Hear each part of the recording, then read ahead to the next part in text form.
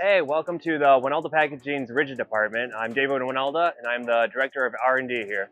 Each of our rigid boxes contain two different components. First, an interior structure made out of chipboard or corrugated, and a flexible outer wrap. This outer wrap is what provides our embellishments, our printed surface. Our embellishments can include embossing, deboss, foil stamping, and special coatings. The three machines behind me are our skivers here at Wynalda.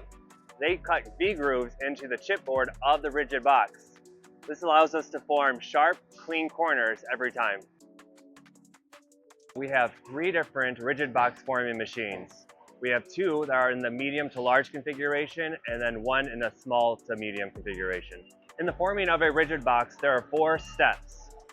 The first one is the forming of the rigid carton, where the corners are taped together and formed. At the same time, the outer wrap has glue placed on the surface. In the third step, the wrap and the rigid are brought together and aligned, while the final step is the wrapping of the rigid with the wrap. So one of the cool new features that we have here at Wynalda is the integration of a pick-and-place robot. This little robot allows us to run 2 of our machines in conjunction with each other and to seamlessly join the bases and the lids together. The rigid department also works closely with a team of hand assemblers for combining bases with lids and the optional pulp tray.